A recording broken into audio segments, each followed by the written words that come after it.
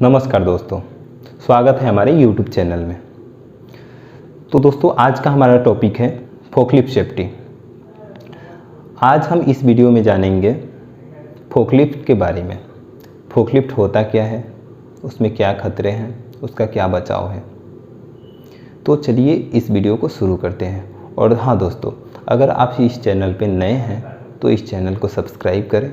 तो सबसे पहले हम जानते हैं कि फोकलिफ्ट होता क्या है। तो दोस्तों, जैसे कि हम लोगों ने देखा होगा कि कंपनी में बहुत सारा इक्विपमेंट्स यूज होता है मटेरियल को लोडिंग, अनलोडिंग और शिफ्टिंग के लिए। उसमें से ही एक आता है अपना फोकलिफ्ट। फोकलिफ्ट एक मोबाइल इक्विपमेंट्स है जिससे कि हम किसी भी मटेरियल को एक जगह से दूसरा जगह ले जाने के लिए और सामान को लोड और अनलोड करने के लिए उपयोग करते हैं। तो दोस्तों, जाहिर सा बात है कि अगर हम खुद से ऑपरेट करके और फोकलिफ्ट चला रहे हैं और लोडिंग अनलोडिंग कर रहे हैं या शिफ्टिंग कर रहे हैं तो उसमें कुछ ना कुछ खतरा होता है। तो जानते हैं कि फोकलिफ्ट से होने वाले खतरे क्या हैं और उसका कारण क्या है। दो तरह का खतरा होगा दोस्त, एक होगा मैकेनिकल फेलियर और दूसरा होगा ह्यूमन एरर। पहला यानी कि गाड़ी में कुछ गड़बड़ी हो जाना, यानी फोकलिफ्ट में कुछ ख़राब हो जाना, जैसे कि हाइड्रोलिक लीकेज हो गया, ब्रेक फेल हो गया, स्टीयरिंग काम नहीं कर रहा है, स्टीयरिंग अचानक फेल हो जाना, टायर निकल जाना चलते पीरियड में, उसका फोक टूट जाना। उसके बाद होता है अपना ये ह्यूमन एरर। इसमें जो भी गलतियां होता है वो अपना ऑपरेटर के द्वारा होता है ह्यूमन एरर में। जैसे कि ड्राइवर या ऑपरेटर लोड को लेके यानी मटेरियल को लेके और ओवर स्पीड में चलाता है तो वो खतरा है, ओवर स्पीड है, सामान भी गिर सकता है। दूसरा, वो सामान को ले जाते समय रोल ओवर किया, उसमें फोकलिफ्ट पलटने का चांस है। तीसरा, फोकलिफ्ट के लिमिट से ज़्यादा वज़न उठा लिए, फिर भी फोकलिफ्ट पलटने का चांस है। अगर फोकलिफ्ट का जो लिमिट है उससे ज़्यादा सामान उठाएंगे तो फोकलिफ्ट पलटने का चांस होगा ही दोस्तों। उसके बाद फोकलिफ्ट का जो आकार है, जो उसका चौड़ाई है, उससे ज़्यादा चौड़ाई का हम कोई सामान उठा के ले जा रहे हैं, उसमें भी खतरा है। ले जाते समय हम किसी को चोट पहुंचा देंगे या कहीं फंस जाएंगे, पतला जगह है और हमको वहां पे सामान लेके जाना है तो वहां पे हमारा फोकलिफ्ट डैमेज हो सकता है या हमारा मटेरियल डैमेज हो सकता है। उसके बाद है दोस्तों, वो जो ऑपरेटर है वो ट्रेंड पर्सन नहीं होना। अगर वो ट्रेनिंग नहीं लिया हुआ है तो जाहिर सा है कि एक्सीडेंट करेगा, खतरा पहुंचाएगा। तो ये सब होते हैं फोकलिफ्ट के खतरे और इनके कारण। अब जानते हैं कि फोकलिफ्ट सेफ तरीके से कैसे चलाएं, सही तरीके से उपयोग कैसे करें। तो सबसे पहले दोस्तों, मैकेनिकल फेलियर ना हो, मतलब कि मशीनरी कुछ ख़राब ना हो, मशीन के कारण कुछ हमारा हादसा ना हो। उसके लिए तो सबसे पहले हम चेक लिस्ट भरेंगे। चेक लिस्ट में दोस्तों वो सभी पॉइंट रहते हैं जो कि एक फोकलिफ्ट में डेली रूटीन में चेक करना चाहिए, जो कि ज़्यादा चांस होता है डेली ख़राब होने का।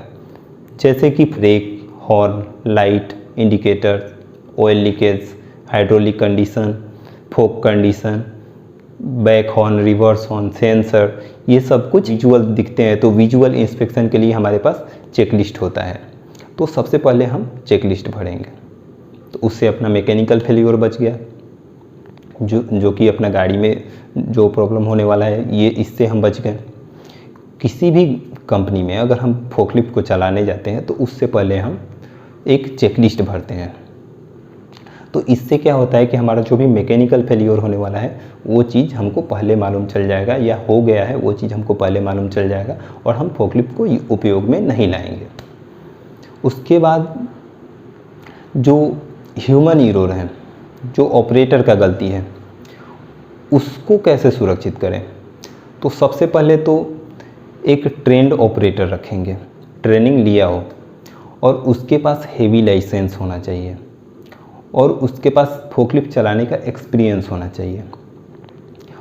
और दूसरा है, ऑपरेटर ओवर स्पीड ना चलाए।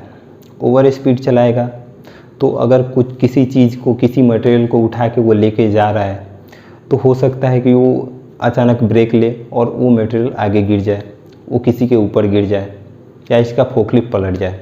तीसरा होता है दोस्त, जो वो सामान लेके जा रहा है उसका हाइट ज़्यादा ना रखें, मतलब कि हाइट इतना ही रखें जितना कि ड्राइवर को सामने दिख सके, सामने का रोड दिख सके, और वो आसानी से मटेरियल को लेके जा सके या लोड या अनलोड कर सके। और कभी भी लोड को लेके ओवरलोड करके और रिवर्स में ना चलाएं, क्योंकि रिवर्स में अगर ओवरलोड को लेके कितना लोग होता है कि एक ही बार में सब सामान को उतार के और रख देंगे, इसके लिए क्या करता है कि ओवरलोडिंग कर देता है, और आगे दिखाई नहीं देगा तो वो क्या करेगा, पीछे लेके जाएगा, रिवर्स में लेके जाएगा। तो उसमें सबसे ज़्यादा खतरा ऑपरेटर को होता है, क्योंकि जब हाइट बढ़ जाएगा मटेरियल का तो वो अचानक ब्रेक लेगा तो वो उसके ऊपर ही आएगा, पीछे ऑपरेटर केबिन के तरफ। तो ये जो हाइट है, हाइट का लिमिट उतना ही होना चाहिए जो कि आपका रोड आगे दिख सके। उसके बाद होता है दोस्तों, जो हम सामान को लेके जा रहे हैं उसका चौड़ाई ज़्यादा नहीं होना चाहिए। उसका जो फोर्क है और जो आपका फोकलिफ्ट का टायर है उससे ज़्यादा चौड़ा नहीं होना चाहिए। दोनों तरफ का जो फोकलिफ्ट का टायर है वो दोनों का जितना चौड़ाई है उससे ज़्यादा लंबा अपना कोई भी जो मटेरियल उठा के लेके जा रहे हैं या लोड कर रहे हैं या शिफ्ट कर रहे हैं उसका चौड़ाई उससे ज़्यादा नहीं होना चाहिए। अगर उससे ज़्यादा होगा तो जो हमारे आसपास में वर्कर्स काम कर रहे हैं तो उसमें ठोकर खाएगा और वो एक्सीडेंट का कारण बन जाएगा, या कोई आदमी में लग गया, कोई वर्कर्स में लग गया तो उसको भी चोट आप पहुंचा सकते हैं। तो इससे बचना है, उसका जो साइज है उसको कम ही रखें। और सबसे मेन है दोस्तों सेंटर ऑफ ग्रेविटी, जो उसका लोड होता है ना, जब भी हम किसी चीज़ को फोकलिफ्ट से उठाते हैं तो उसके सेंटर में हमको फोक को लगाना है, और तब थोड़ा सा पहले उठाएंगे और देख लेंगे कि हाँ भाई वो सेंटर में लगा हुआ है कि नहीं, तभी वहाँ से दूसरी जगह उसको लेके जाएंगे। उसके बाद आता है दोस्तों, जैसे कि कभी कभी होता है कि कुछ पैक किया हुआ सामान है तो पहले छोटा वाला सामान को रख लिया आगे, उसके बाद जो बड़ा मटेरियल है उसको उसके आगे रख दिया, तो उसमें सबसे ज़्यादा वो गिरने का चांस होता है, एक्सीडेंट का चांस होता है। तो यहीं पे अपना वीडियो समाप्त हुआ दोस्तों।